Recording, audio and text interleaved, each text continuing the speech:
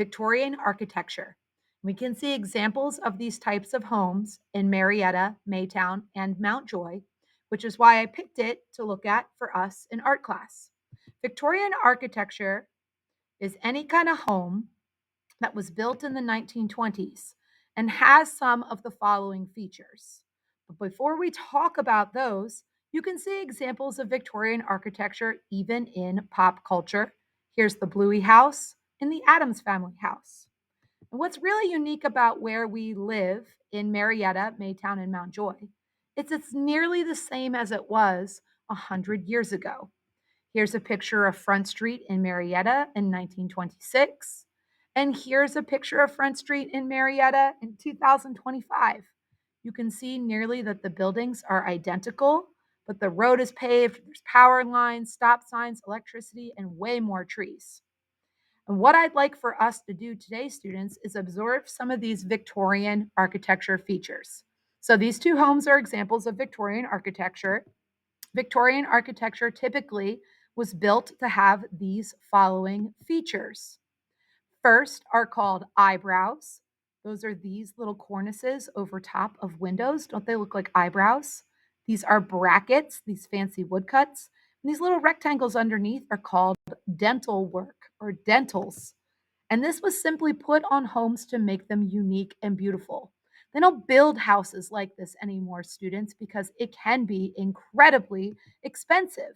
Modern builders tend to follow all the same plan, and you'll see in most new developments, like what they're building in Maytown over here, are nearly all the same. So Victorian architecture often had 3 stories tall. This is a bay window coming off the side. This is also a feature of Victorian architecture. And you can sometimes see these features put into modern architecture as well, like pediments, bay windows, and dormers on current homes. But they started first with these. Fan windows, don't they look like a fan? These are of the brick buildings that are 3 stories in the center of Marietta Square here in town. Gingerbread, don't eat it. It's not real gingerbread. But don't these fancy woodcuts look like the icing and decoration you would put on a gingerbread house? That's why they're called gingerbread. This almost looks like beautiful lace, but it is in fact cut out of wood. And this was new for the types of saws and technology that we had in the 1920s in this country. Keystones, it's the cornice or the trapezoid that's in the center to hold up an arch. Pennsylvania is known as the Keystone State. You're going to learn more about that on your trip to the Capitol in 4th grade. Fish scale. These are shingles cut in the shape of these little arches. It looks like fish scale. And here you can see in this Victorian home that is 1, 2, 3 stories high. It also has a bay window and it also has gingerbread. So there's lots of features that are incorporated here. Gables, they're like towers on tops of buildings. And speaking of towers, I always wanted a home with a turret because I always think it makes houses look like a castle and I want to be a princess. But you can see this home has also a bay window and it does have gingerbread as well. So students, we're going to take all of these great features from Victorian architecture, homes designed in the 1920s that we can see in Maytown, Marietta, and Mountjoy. And now we're going to draw our own Victorian architecture home using fan windows, gingerbread, eyebrows, dental work, bay windows, pediments, dormers, all those great features in your own new masterpiece. Hello, artists. Today we're going to start your drawing for your piece of Victorian architecture. When I come to class, we learned a little bit about Victorian architecture and how we can find it in structures in Maytown, Marietta, and Mountjoy. These homes were asymmetrical. That means they're not the same on every side. 3 stories tall, and they had those great Victorian architecture features like eyebrows, gingerbread, pent roofs, fish scale. And today I'd like you to create your own Victorian architecture inspiration in a drawing that we will eventually watercolor paint. Step 1, you will draw in pencil to start. But for the sake of my video, I'm going to start right in Sharpie so you can see what I'm making. You want to hold your paper vertical so that you can fit in your 3-story Victorian architecture.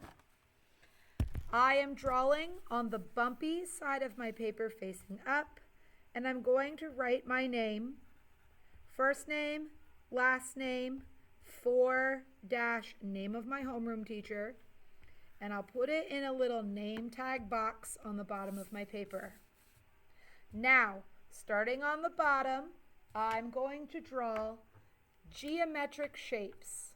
I'm just thinking things like squares, rectangles, triangles. I had a student once tell me this reminded them of stacking blocks. And you know what? If your lines are not perfectly straight, that's fine. I live in a very old home, and nothing's straight in my house either. Everything is slightly tilted. So we're making Victorian architecture. It's allowed to look that way. It's perfectly fine, students. But do your best. I just used some basic geometric shapes. You can add them however which way you want to begin my Victorian architecture home. And remember, you can always look through some of the handouts on tables if you're looking for inspiration. Now I want to break up my spaces into sections to draw some of those features of Victorian architecture. Maybe when I noticed from my slides, I saw those fan windows that came on a curve. And to make something fancy, you just put another shape inside of that shape and keep breaking up the space. Perhaps on my Victorian architecture, I also want to include some gingerbread features.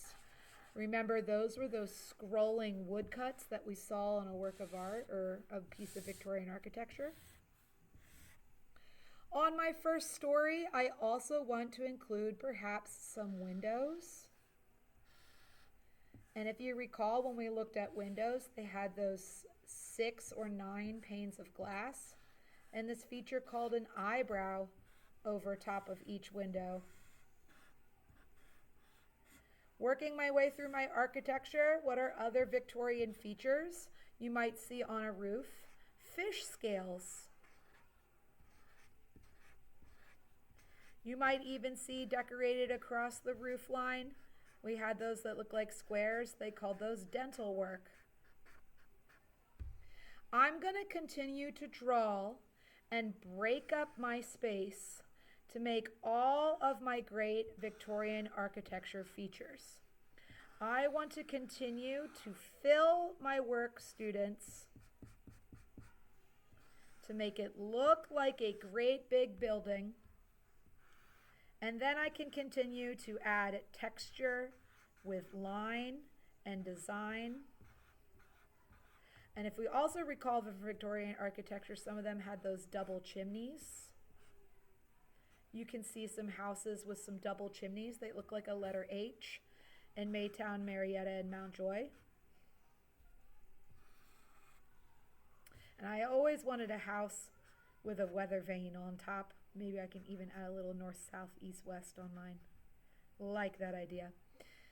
Students, today your objective is to continue to doodle, first in pencil, asking 3 before me to make your piece of Victorian architecture before you move to Sharpie. Find some great ways to draw and continue to fill that space so that next art class we can talk about color. Make sure your name is on the front bottom corner of your artwork so I know whose is whose, and return supplies to your assigned bin and artwork to the red bin when it is neat and complete.